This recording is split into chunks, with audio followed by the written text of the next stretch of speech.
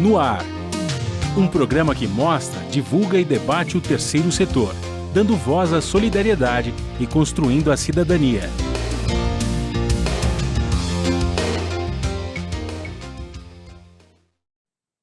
Olá, bom dia. Eu sou Joel Scali e começa agora o Observatório na Brasil Atual, um programa do Observatório do Terceiro Setor. No programa de hoje vamos falar sobre saúde e bem-estar. Com o SUS, o Brasil deveria ter bases sólidas para conseguir alcançar o Objetivo de Desenvolvimento Sustentável 3, de saúde e bem-estar da Agenda 2030. Mas a falta de investimento e a descontinuidade de políticas públicas na pandemia tornaram o acesso à saúde um privilégio no país. Para refletir sobre o assunto, nós vamos receber Laura Cury, que é assessora de Relações Internacionais da ACT, Promoção de Saúde e cofacilitadora do GT Agenda 2030. Ela atua com um ponto focal para as ODS 3, que é Saúde e Bem-Estar, nas últimas edições do relatório Luz. O professor Marco Antônio Zago, presidente da FAPESP, Fundação de Amparo e Pesquisa do Estado de São Paulo e membro titular da Academia Brasileira de Ciência. A co-apresentação do programa é de Frank Valverde, que também está lá os destaques do site do Observatório do Terceiro Setor. Você vai conferir as notícias do mundo com a repórter Laura Gabbert, da Rádio ONU, direto de Nova York. Bom dia, Franklin. Bom dia, Joel. Bom dia, Laura. Bom dia, professor Zago. E bom dia a você também que está em sintonia com o Observatório na Brasil Atual. Franklin, o seu destaque da semana. O que de mais importante, segundo a tua visão, aconteceu nessa semana? De uma certa forma, ainda repercute, nós estamos já na quinta-feira, mas ainda está repercutindo um pouco a manifestação que nós tivemos aí no domingo, né? Do MBL, vem para a rua, enfim. O pessoal que era bolsonarista até antes de ontem, agora virou anti-bolsonarista, que é fora Bolsonaro, enfim.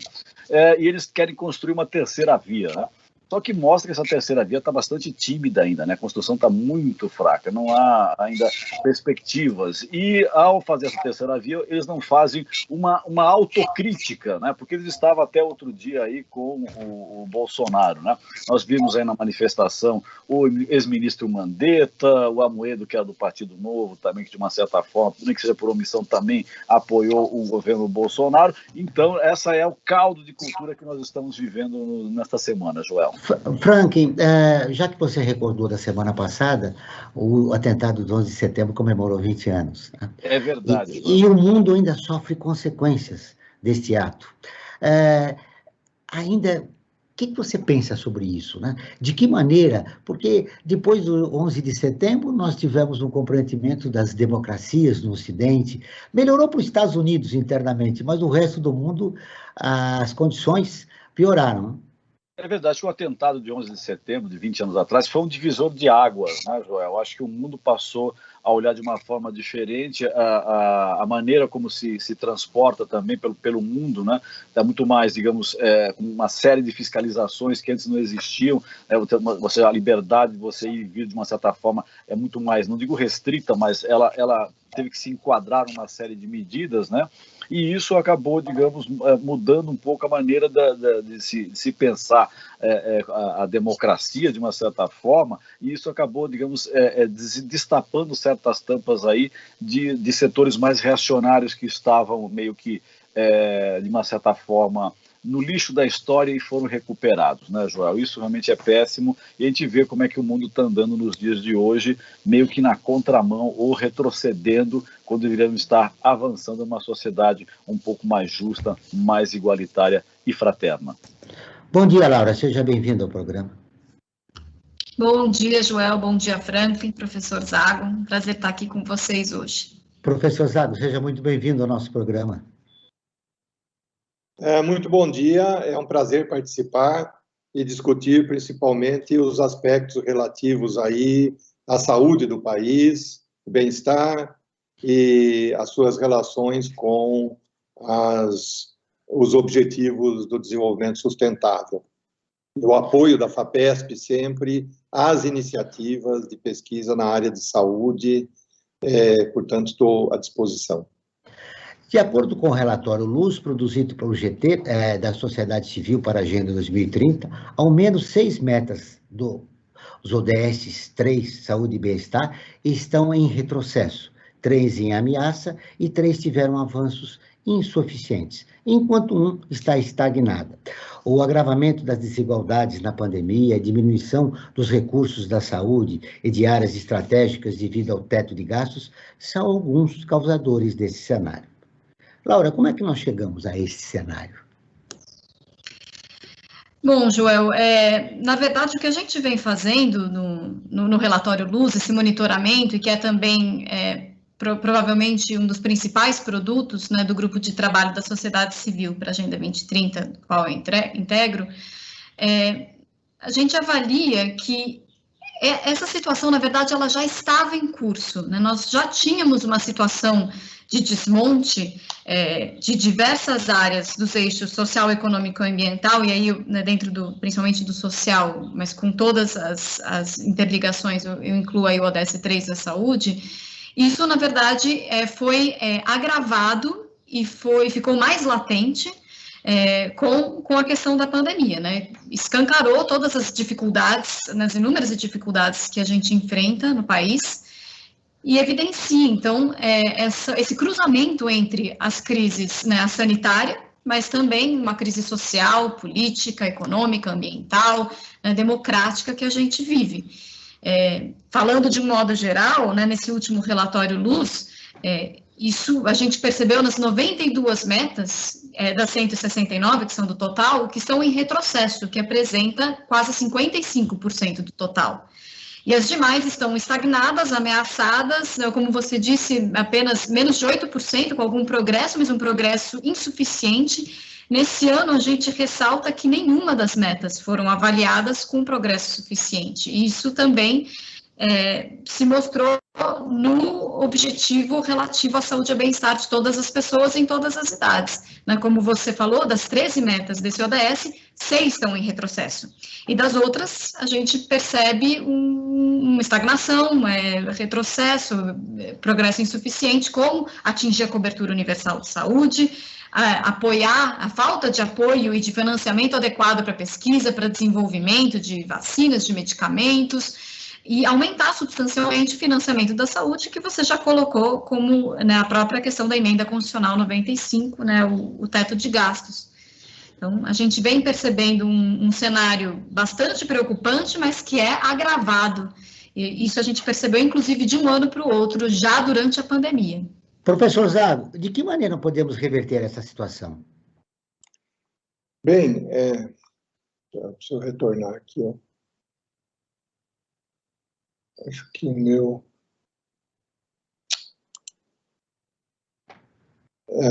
Tá aberto o microfone, né?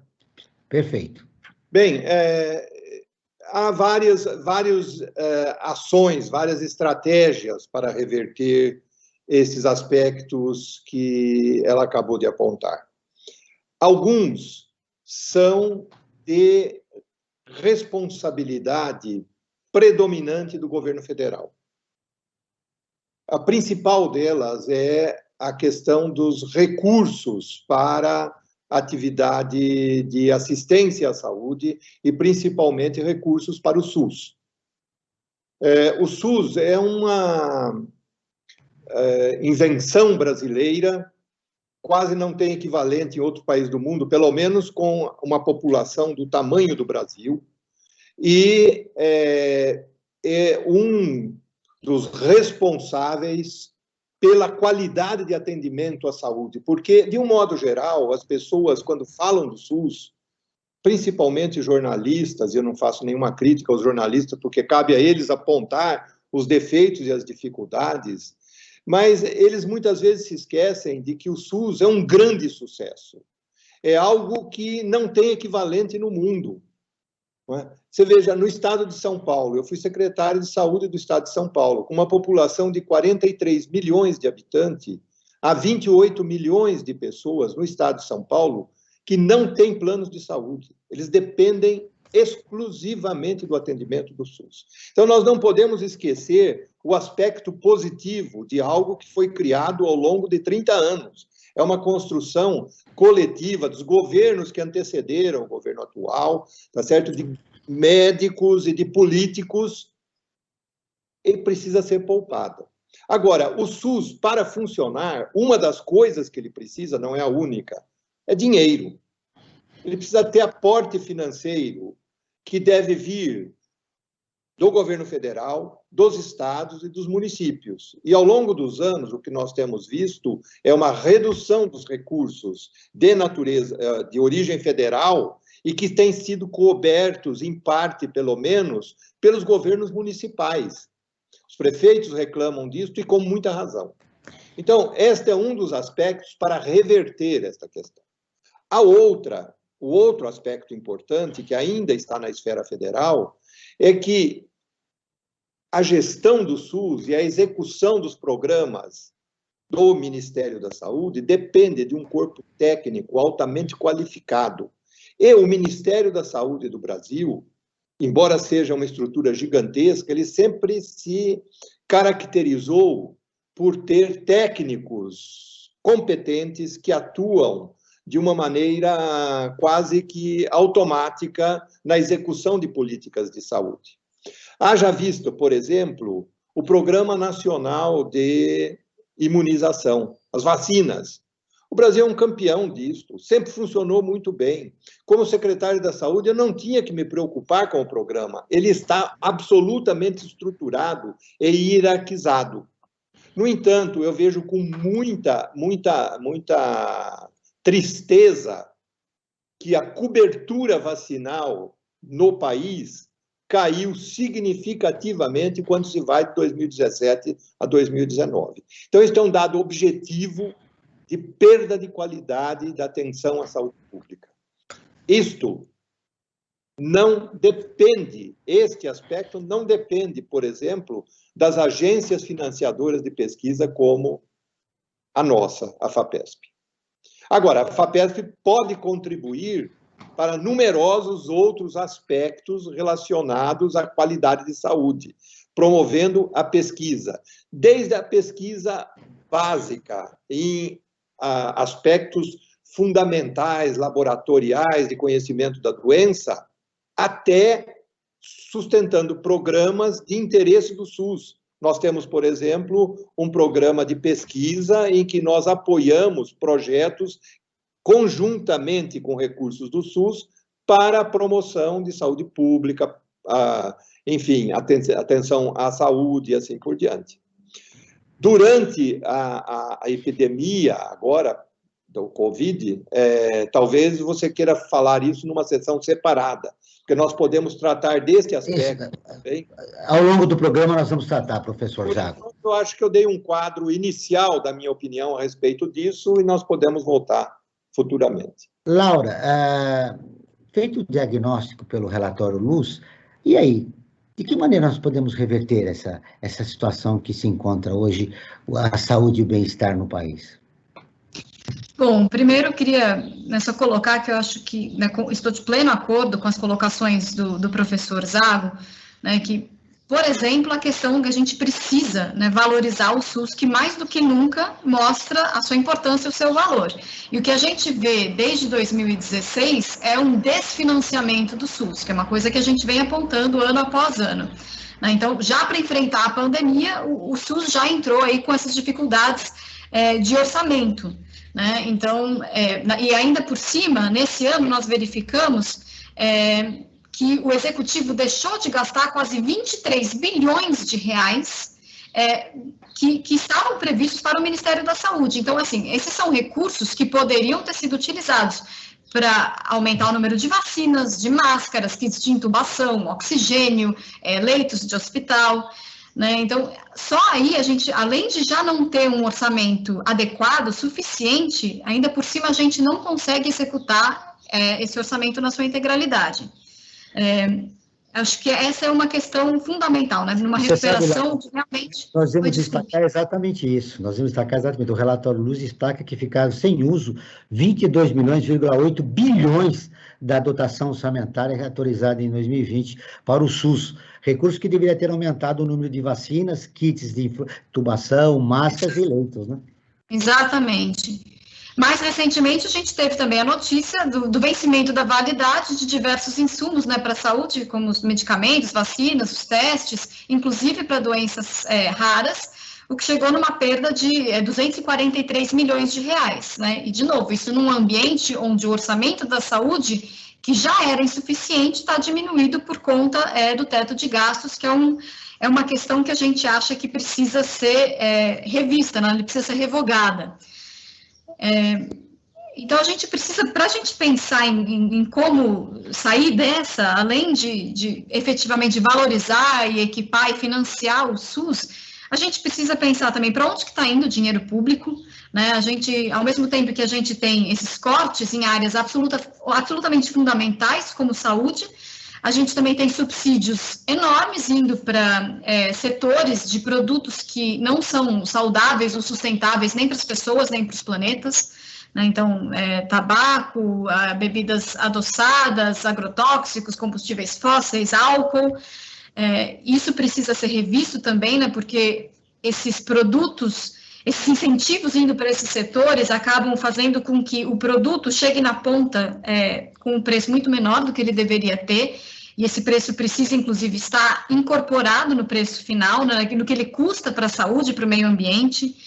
Esse poder econômico também acaba se traduzindo em poder político, então, quais são as escolhas que são feitas, né, quais são as políticas públicas que são implementadas, quais não são, enfim, são várias essas questões. A gente precisa pensar nos determinantes, esses são determinantes, né, comerciais da saúde, mas também nos determinantes sociais, né, pensar em recortes de gênero, de raça, né, dessas 150 milhões de pessoas que acessam integralmente o SUS, a gente tem principalmente mulheres negras, mulheres pardas. Então, a gente precisa pensar, acho que a questão da desigualdade, e que está no cerne da Agenda 2030, né, que propõe, né, que tem como propósito a inclusão social, a equidade, né, tem como lema não deixar ninguém para trás, e a gente está deixando, infelizmente, cada vez mais e mais pessoas para trás nesse processo. A gente precisa pensar na questão de reversão das desigualdades.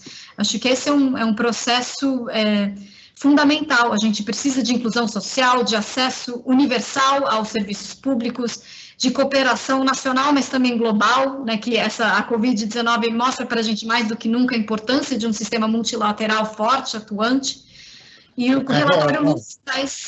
desculpa. A redução da desigualdade é o grande desafio da sociedade civil no pós-pandemia. Agora nós vamos ouvir a Rádio ONU, parceira de conteúdo do Observatório do Terceiro Setor, com a matéria.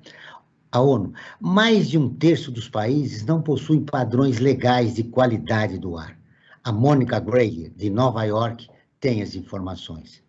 Uma análise lançada pelas Nações Unidas revela que 1/3 dos países do globo não possui padrões de qualidade do ar ambiente exigidos por lei, e pelo menos 31% das nações que podem adotar esses padrões ainda não o fizeram.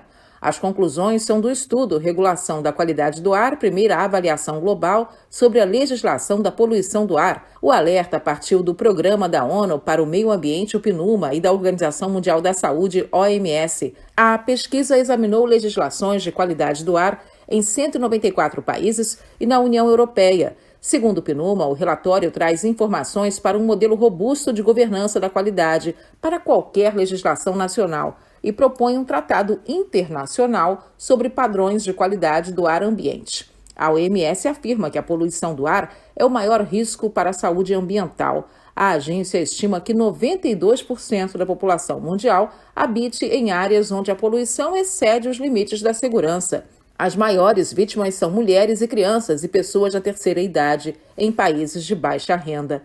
Na análise, a OMS diz que não existe um alinhamento global e enquadramento jurídico sobre qualidade do ar, e até países que adotam esses parâmetros têm dificuldade de comparar implementações. Apenas 33% das nações impõem obrigações para cumprimento dos padrões. Essa fiscalização é crucial, mas não é exigida por lei em pelo menos 37% dos países. Da ONU News em Nova York, Monica Grayle.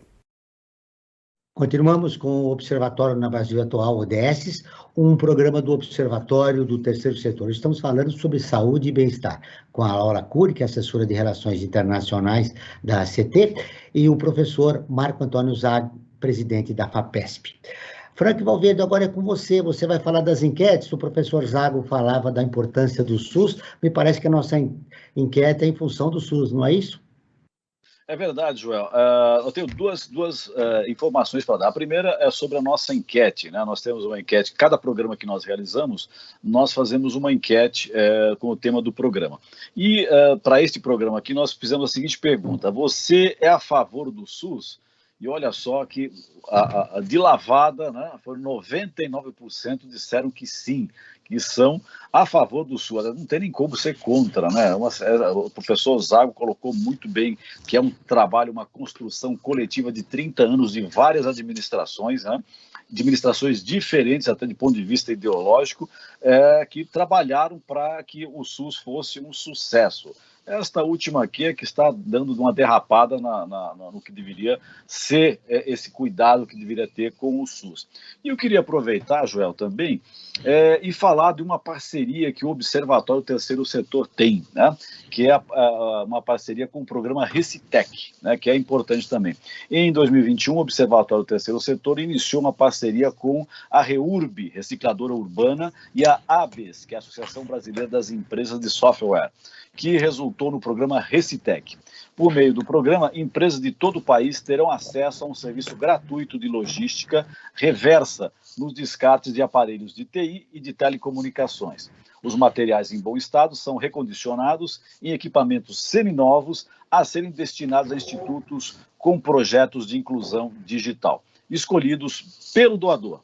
Saiba mais no portal do Observatório Terceiro Setor, Observatório terceirosetor.org.br, o 3 em numeral. E eu queria aproveitar, Joel, já que eu falei da pesquisa, da enquete, melhor dizendo, que nós fizemos, que deu 99% a favor do SUS, e até o professor Zago colocou o que falta é verba, tal, investimento para que esse sistema único de saúde funcione de uma forma satisfatória para toda a população brasileira. Mas eu queria fazer uma questão: o que a sociedade pode fazer para defender o SUS, para que ele continue tendo esse papel importante na sociedade brasileira, como ele vinha tendo até uns 2 anos atrás? E hoje também tem, mas digamos que ele está um pouco combalido. Laura, poderia iniciar por você. Bom, eu participo de organizações, né, sou da CT Promoção da Saúde, que trabalha principalmente com o advocacy, né, que é para você promover políticas públicas, né, que digam respeito ao interesse público, coletivo.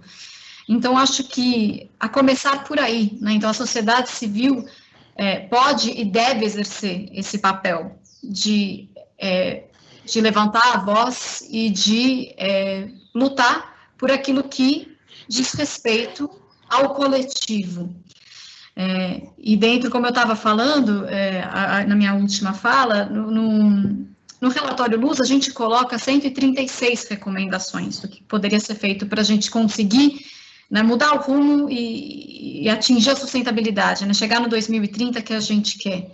Eu acho que a sociedade civil tem um grande papel a ser desempenhado nesse sentido. Nesse sentido, realmente, de levantar a voz, de fazer valer os seus direitos, né? A gente tem visto sistematicamente a gente perdendo esses direitos que foram construídos arduamente ao longo das últimas décadas, né? E a gente tem agora também, inclusive, uma oportunidade, pensando nas eleições no ano que vem, né? Não só do que a gente, né, quais são as plataformas, as propostas de quem a gente elege, mas também de perceber que nós continuamos fazendo a nossa parte enquanto sociedade civil, que a gente continua fazendo esse monitoramento e cobrando aquilo que é essencial. E, enfim, mais uma vez, para trazer do relatório Luz, né, que é o que eu estou promovendo aqui hoje, desse trabalho tão importante que a gente faz enquanto sociedade civil, é que a gente tem um capítulo inteiro também dedicado às contribuições da sociedade civil para a implementação da Agenda 2030, o que significaria, de fato, reverter esse quadro, não só de uma crise sanitária drástica, mas assim, mais pontualmente, mas pensando realmente nas questões estruturais que são tão problemáticas para o país e para o mundo hoje. Professor Zago.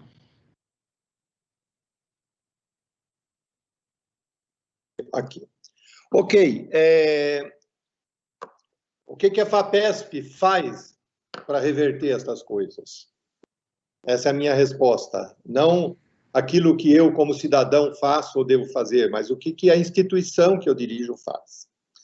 A FAPESP é um instrumento da sociedade civil. Ela tem que ser entendida como tal, porque ela é uma fundação autônoma, criada pelo governo do Estado de São Paulo há 60 anos, certo? E que recebe recursos previstos na Constituição do Estado. A Constituição do Estado de São Paulo determina que 1% de toda a arrecadação tributária do Estado venha para a FAPESP, e que a FAPESP empregue isto na pesquisa científica e tecnológica voltada para o desenvolvimento do Estado de São Paulo. Então, de certa forma, nós somos um instrumento da sociedade civil que atuamos independentemente. A FAPESP tem um conselho com 12 membros nomeados pelo governador, mas que tem autonomia de ação. E, ao longo de 60 anos, temos feito isso. É por isso que, para comemorar os nossos 60 anos, a primeira coisa que nós fizemos foi criar um portal da FAPESP, portal dos Objetivos do Desenvolvimento Sustentável. Então, um portal com os 17 objetivos, e cada um, se você clicar, você vai ver tudo que a FAPESP fez a favor daquele objetivo. Não a FAPESP, porque a FAPESP não executa nada. Ela simplesmente administra recursos públicos e os encaminha para as universidades, institutos de pesquisa, empresas públicas, empresas privadas, para atender os objetivos de desenvolvimento do Estado. Então, eu já falei da nossa participação no objetivo 3, que é o que se foca na questão da saúde e do bem-estar, mas nós temos programas muito fortes em outros, que correspondem a outros objetivos, a outros ODSs, como, por exemplo, o 7, de energia sustentável para todos, o 9, fomento à inovação, o 10º, redução das desigualdades. Nós temos um centro de pesquisa mantido pela FAPESP, voltado exclusivamente para a questão das desigualdades. Temos o 12, produção sustentável, o 13, combate às mudanças climáticas. A FAPESP tem um programa de vários anos já sobre mudanças climáticas globais. A FAPESP é hoje a agência de pesquisa no Brasil, considerando estaduais, federais, qualquer que seja, é a agência que mais investe em pesquisa sobre as mudanças climáticas globais e como reverter essas mudanças e como reverter seus impactos, tá certo? A conservação e uso sustentável dos oceanos, o uso sustentável de recursos terrestres. Então, nós temos um programa de bioenergia e energias renováveis, um programa de biodiversidade, esse de mudanças climáticas que eu já falei, pesquisa na Amazônia. É novamente a agência brasileira que mais coloca recursos na pesquisa na Amazônia. Então, nós tentamos, de certa forma, neste portal, dar transparência aos cidadãos, porque os recursos da FAPESP vêm dos impostos. Então, nós queremos contar aos cidadãos o que é que a FAPESP faz com esses recursos para promover o desenvolvimento dos 17 objetivos do desenvolvimento sustentável. A atenção primária, porta de entrada no SUS, vem sofrendo cortes em seu orçamento desde 2017, após a emenda constitucional 95 do teto de gastos. A falta de investimentos fortaleceu a queda de quase 50% no número de consultas observada durante a pandemia em 2020. A redução chega a 69% em abril e maio do ano passado, segundo dados do DataSUS do Ministério da Saúde. Algumas cirurgias e tratamentos tiveram que ser adiados devido à pandemia. Qual a importância de fortalecer a atenção primária para evitar doenças mais graves? Eu vou começar com você, professor Zago, porque o senhor esteve na área da saúde especificamente e conhece bem esse problema. Qual é a importância de a gente fortalecer a atenção primária para evitar que doenças mais graves batem e custem mais caro para o cidadão em termos de impostos, né, de investimentos? Talvez eu não tenha, vamos dizer, não dê ênfase suficiente, não seja capaz de dar ênfase suficiente a quão importante é o fortalecimento da atenção primária. Principalmente quando se trata de um programa como o SUS, que é um programa para a população brasileira, a população geral brasileira. Então, não há nenhuma dúvida que a maior parte dos problemas médicos podem ser tratados e prevenidos pela atenção primária. E isso não é uma opinião apenas minha.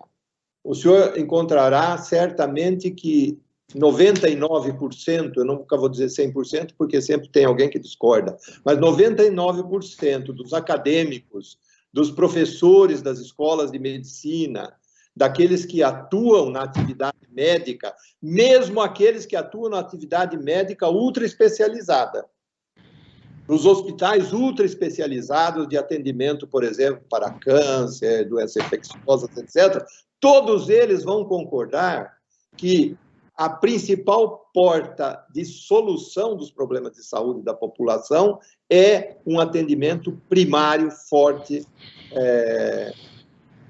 Tanto que, por exemplo, muitas escolas de medicina, quando eu estudei medicina, por exemplo, o ensino da medicina era centrado no hospital.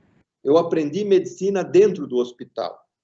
Na verdade, a minha faculdade era pioneira numa série de aspectos, e um professor de medicina preventiva havia criado um posto de atendimento numa pequena cidade, numa vila próxima de Ribeirão Preto, e nós íamos lá para atender e aprender medicina rural. Mas isso era excepcional naquela época. Então, eu aprendi medicina, e toda a minha geração, dentro do hospital, medicina ultra especializada. No entanto, este mesmo grupo de professores entendeu e mudou completamente o ensino da medicina hoje. O ensino da medicina hoje, em grande parte, é feito fora dos hospitais. É feito na comunidade, é feito nos postos de saúde, nas UBSs e assim por diante, porque é assim que o médico vai atuar. Então, eu quero reforçar a importância disso, sou perfeitamente de acordo e os meus colegas médicos e professores de medicina concordam com isso. O que você pensa sobre esse assunto, Laura, por favor? Desculpe, eu não entendi a pergunta. O que você pensa sobre esse assunto da atenção primária e o corte, né, dos investimentos em relação ao SUS, sobretudo nesse período de pandemia que deveria aumentar, né? Pois é aquilo que a gente falou, né? O SUS já entrou com um déficit para responder uma crise de tamanho porte, né? E a gente percebe ainda com a questão da pandemia, justamente isso, né? As pessoas deixaram, talvez, de buscar atendimento. Então, diagnósticos deixaram de ser feitos, tratamento. Muitas pessoas, ou porque realmente o foco, né, foi deslocado para a questão da Covid-19, o foco, os recursos, mas também porque as pessoas têm receio, né, de se contaminar nas clínicas, nos consultórios, nos hospitais. Então, isso eu acho que é um problema que vai ter que ser resolvido, inclusive, mais para frente, né? Isso cria um outro problema na recuperação, além da questão também da síndrome pós-Covid, né, para aqueles pacientes que foram acometidos e que sobreviveram à Covid-19. Mas eu diria que existe ainda uma outra questão que é fundamental para a gente pensar, que é a prevenção, né? Então, além de realmente de fazer o diagnóstico e de iniciar o tratamento, né, o quanto antes possível, a gente precisa investir na prevenção. Então, dentro da CT, a gente trabalha com políticas públicas pensando nos fatores de risco para as doenças crônicas não transmissíveis. Então, a gente está falando de tabaco, alimentos não saudáveis, uma alimentação não saudável, álcool, poluição do ar, que vocês comentavam há pouco, além da inatividade física. Então, a gente precisa pensar em políticas públicas que efetivamente ajudem a mudar o comportamento das pessoas, justamente para que elas não adoeçam, né? As doenças crônicas não transmissíveis, elas são a maior causa de mortalidade prematura no Brasil e no mundo, né? Mais de 70% das mortes prematuras. Mas elas recebem só 2% do orçamento em saúde, né? A gente precisa... E, na verdade, isso, mais uma vez, fica gravado com o isolamento social imposto pela pandemia, porque o isolamento social aumentou esses hábitos não saudáveis, aumentou o estresse, o que leva ao aumento de tabagismo, de consumo de álcool, a inatividade física e assim por diante. Então, acho que a gente precisa também trabalhar com a questão da prevenção, né? Como é que a gente evita essas doenças que causam tanta dificuldade, né, para as pessoas, para as famílias, mas que também oneram o sistema de saúde, que, como a gente disse, já está desfinanciado. Deixa eu fazer um convite para você, ouvinte. Você quer ficar informado sobre projetos, causas sociais e direitos humanos? Siga o Observatório do Terceiro Setor nas redes sociais e acompanhe informações do Brasil e do mundo. No Instagram, @Observatório Terceiro Setor, e no Facebook, facebook.com/Observatório Terceiro Setor. Nossos programas de rádio também estão disponíveis no canal do Observatório no YouTube. Lá também você encontra entrevistas e quadros de Como Você Sabia e Como Você Conhece, que mostram aspectos ignorados da história e refletem sobre a sociedade brasileira. No canal também você pode assistir às lives realizadas pelo Observatório todas as quinta-feiras, às 17 horas. Hoje tem live, às 17 horas, com a professora Marina Peixivanes. Ela vai fazer uma live sobre jovens que praticam iniciativas transformadoras, tá? E qualquer pessoa pode colocar. A professora Marina Peixivanes estará hoje na live do Observatório às 17 horas. Para você acompanhar, basta buscar Observatório Terceiro Setor em numeral, repetindo, Observatório Terceiro Setor em numeral. O relatório Luz destaca que ficaram sem uso 22,8 bilhões da dotação orçamentária autorizada em 2020 para o SUS. Isso aí eu já falei. E possibilitou o aumento de número de vacinas, kits, intubação. Professor Zago, que seria necessário? Que políticas públicas emergenciais seriam necessárias para dar uma resposta adequada? Nós estamos quase 580 mil mortes aqui no país, continua ainda, estamos ameaçados pela terceira cepa. Que políticas públicas emergenciais seriam necessárias para a gente combater adequadamente a Covid-19? Muito obrigado, Joel. A pergunta é muito pertinente, porque, embora nós tenhamos, aparentemente, entrado numa fase de redução desta segunda onda da epidemia aqui no país, nós não temos segurança de que isto continuará assim e não temos certeza de que não teremos uma onda futura. Esperamos que não, mas há uma melhora, mas temos muito ainda para entrarmos numa fase de convivência tranquila com esta doença. Eu diria que a receita é simples. Primeiro, comprar muita vacina. Segundo lugar, comprar muita vacina. Terceiro, comprar muita vacina. E quarto, distribuir as vacinas adequadamente, que não precisaria de nenhuma invenção nova, porque o Brasil tem uma larguíssima experiência de distribuir vacina para os postos de vacinação. Quer dizer, a campanha se inicia em Brasília, se distribui pelos estados, dos estados para os postos de vacinação, e quando necessário, fazemos campanha, 1 dia de vacinação, 2 dias de vacinação, com festa nos postos de saúde. Nós estamos cansados de fazer isso, sempre fizemos isso muito bem. Então, a distribuição de vacinas nunca deveria ser um problema no país. Se está sendo, é porque alguma coisa entrou errado e fez a roda parar. Mas nós temos uma estrutura muito boa para isso e deveríamos recuperá-la para funcionar como sempre funcionou. Mas para que ela funcione, precisa ter vacina disponível.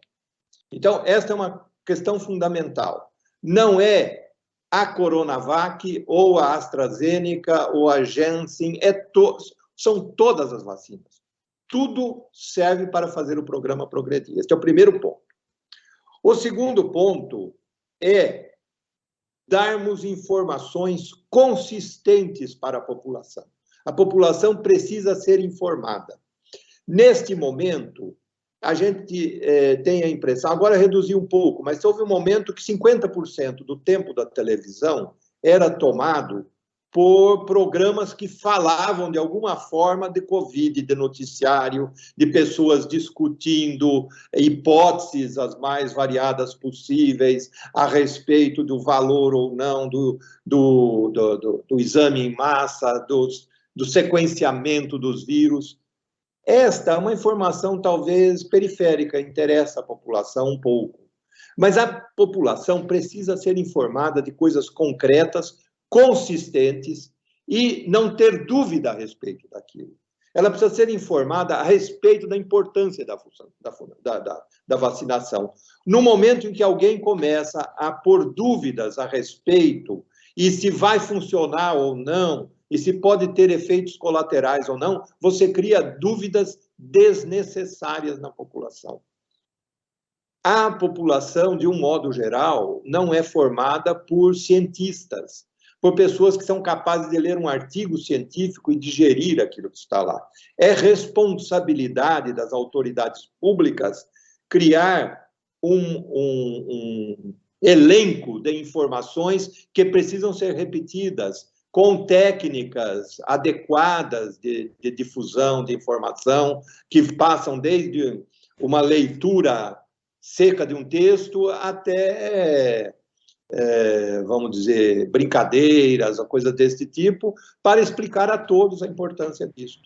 Tá certo? O isolamento social tem o seu papel também, já teve um papel muito maior, hoje talvez possa ser um pouco reduzido, mas com muito cuidado ainda. Então, as pessoas precisam entender o grau que é necessário fazer, porque quando elas entenderem isso, elas fazem.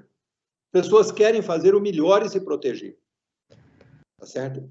Agora, além disto, eu diria que o governo ou as autoridades sanitárias do país precisariam reorganizar os sistemas de saúde pública para, principalmente, atender às próximas epidemias e pandemias que nós teremos, e zoonoses. Certamente teremos.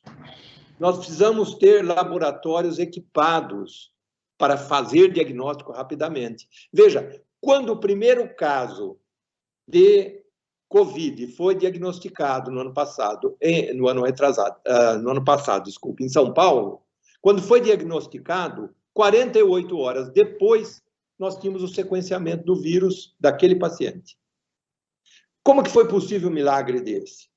Se naquele momento fosse começar a examinar o vírus, etc., ia demorar 6, 7 meses para comprar os equipamentos necessários para fazer os exames. Foi possível porque, por exemplo, a FAPESP já havia apoiado e vinha apoiando numerosos laboratórios aqui no estado de São Paulo, no Instituto Adolfo Lutz, no Butantan, tá certo? Que estavam pesquisando vírus.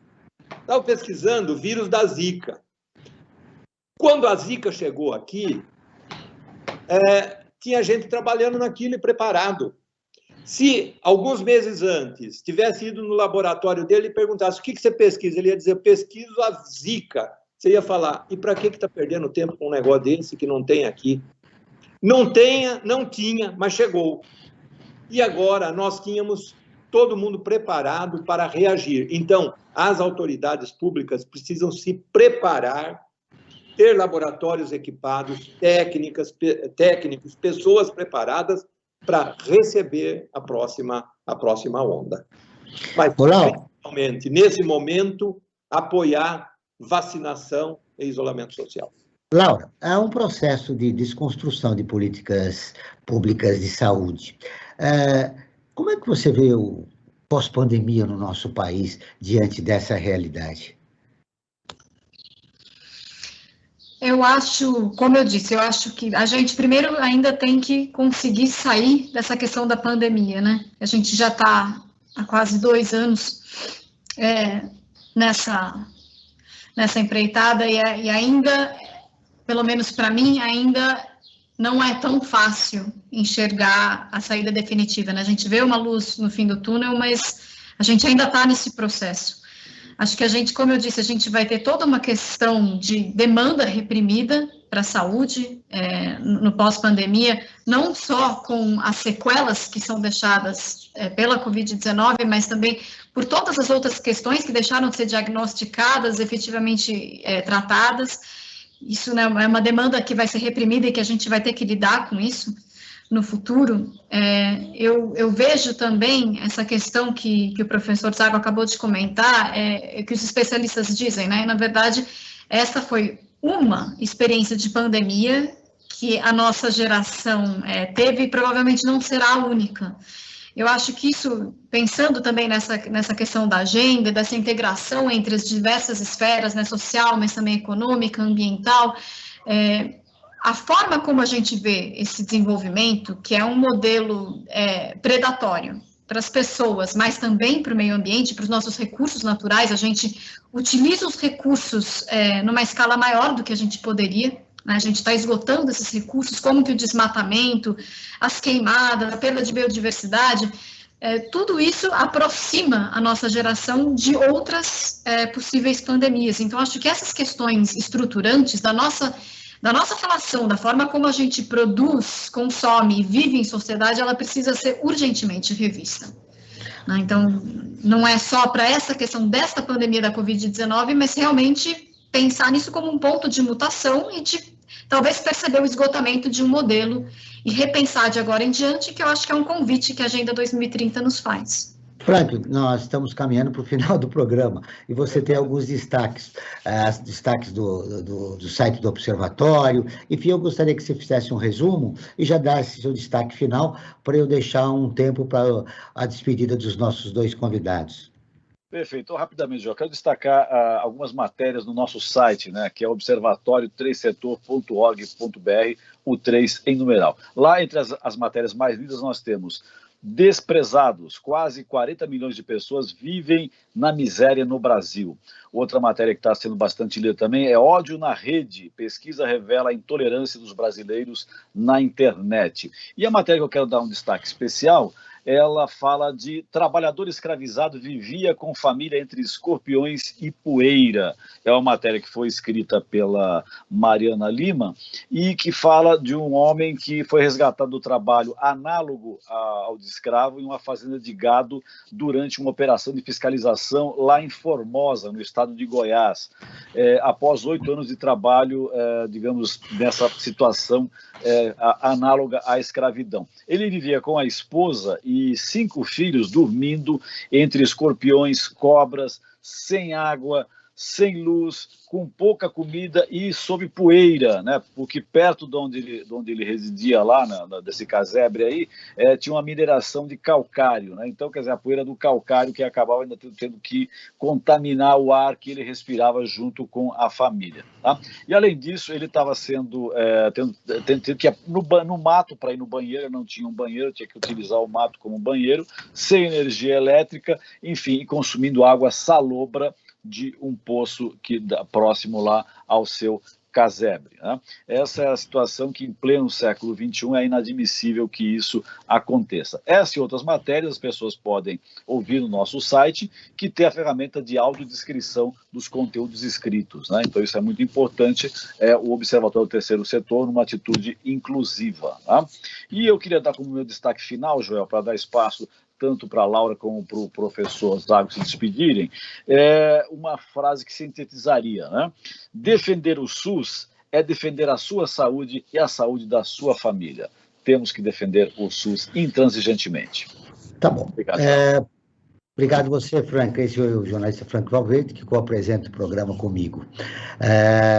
Laura, começamos com você. A gente deixa para o final o professor Zago. Que é necessário, né, para a gente viver um outro momento. A pergunta é recorrente, porque nós ouvimos aqui um pouco de você, que é elaboradora, uma das elaboradoras do relatório Luz na questão de saúde e bem-estar, o professor Zago, que trabalha como presidente da FAPESP. Reunimos informações muito interessantes que a maioria da população não tem acesso, né? Infelizmente. Então, nós abrimos esse espaço para essa discussão, né? Semanalmente, nós estaremos aqui falando sobre os 17 ODS e os 169 metas que estão dentro dos ODS. Eu queria o seu destaque final. O que mais importante você gostaria de passar para o nosso ouvinte? Bom, Joel, primeiro eu gostaria de agradecer mais uma vez a oportunidade de estar aqui discutindo com vocês, com quem nos está escutando. Acho muito importante a gente falar das nossas dificuldades, daquilo que a gente identifica enquanto problema, enquanto lacuna, mas também daquilo que a gente pode fazer, né, para mudar esse quadro. Convido as pessoas, para quem não conhece, a conhecer o relatório Luz, que, como eu disse, é um dos principais produtos do Grupo de Trabalho da Sociedade Civil para a Agenda 2030. Ele está disponível para download gratuitamente no site do GT, tem versão em português e em inglês, e que esteja também, é claro, em contato. Qual é o endereço do site? Deixa eu só verificar, mas é gtagenda2030.org.br. Tá aí, muito obrigado, Laura. Já tem uma aba, se eu puder só complementar, Joel, tenho mais um minutinho? Um minutinho. Obrigada. Então, isso que eu ia falar, o relatório Luz, ele faz esse monitoramento do estado de implementação ou não da Agenda 2030 em âmbito nacional, e é um diagnóstico muito duro esse que a gente faz. Mas, ao mesmo tempo, o relatório, ele é propositivo, né? Nós acreditamos que é possível reverter esse retrato do Brasil que a gente fez em 2021 e que é tão difícil, né? A gente precisa, mais do que nunca, a gente precisa hoje, acho que, dos ODS. E a gente tem a Agenda 2030 como um guia, né? A gente tem objetivos e metas específicos que podem nos guiar para uma maior inclusão social, como eu disse, o acesso aos serviços públicos, a cooperação dentro dos países, né, dentro do país e entre os países, tudo isso que a gente precisa para combater a Covid-19, para recuperar, para ter uma nova construção daquilo que a gente quer, ou do que a gente deveria querer de agora em diante, né? Qual é esse processo de reconstrução? Se a gente conseguisse, um lado é, de fato, implementar as políticas públicas, que muitas vezes já existem, né? Como a gente está falando do SUS, é a maior política pública do país. Então, a gente precisa fortalecer, valorizar, financiar de maneira adequada para conseguir avançar, colocar o país de volta no rumo do desenvolvimento sustentável. Mas, como eu disse, a gente também precisa reorganizar esse sistema, porque a gente não pode continuar perpetuando esses problemas estruturantes, as ferramentas de dificuldades. Você voltará outras vezes aqui para fazer esse destaque do relatório Luz, que é muito importante para a gente conseguir a Agenda 2030. Professor Zago, 2 minutos para suas conclusões finais. O que mais importante o senhor gostaria de deixar registrado para fechar a sua participação no nosso programa? Bom, eu gostaria, em primeiro lugar, de agradecer a oportunidade de ter conversado com você, Joel, que foi muito bom, com a Laura e com o Franklin, e porque nesta conversa nós progredimos a respeito do pensamento a respeito dessas questões. E eu acho que a mensagem mais importante que eu queria deixar é o que esse programa faz, isto é, informar as pessoas. Se há algo que é prioritário para todas essas ações, todos esses sonhos que a Laura tem, por exemplo, a respeito de tudo que nós precisamos fazer, o ponto número 1 é informar a população. Porque uma população bem informada vota bem e escolhe bem os seus governantes. Então, esta é uma missão fundamental, e a FAPESP se engaja nisso, não por um motivo político eleitoral, mas porque a nossa missão é essa. Está escrito na lei de criação da FAPESP que nós temos que apoiar a pesquisa científica e nós temos que ajudar a divulgar a pesquisa e o conhecimento científico. Tá certo? Por isso, como último tópico, eu gostaria de convidar a todos que assistem a este programa. Entrem no portal da FAPESP, que é muito fácil porque é www.fapesp.br. O Observatório na Brasil Atual está terminando. Agradeço a presença de Laura Cury, assessora de Relações Internacionais da ACT, do professor Marco Antônio Zago, presidente da FAPESP, Fundação de Amparo e Pesquisa do Estado de São Paulo. Esse programa foi produzido pela equipe do Observatório do Terceiro Setor. Na próxima terça-feira, às 9 horas, acompanhe nosso programa Brasil Cidadão, sempre com assuntos importantes da atualidade. E ficamos por aqui, sempre na luta por uma sociedade mais justa, solidária, sustentável e tolerante. Até o próximo programa.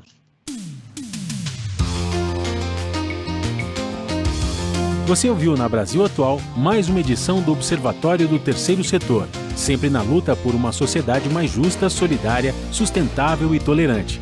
Observatório do Terceiro Setor, o olhar da cidadania.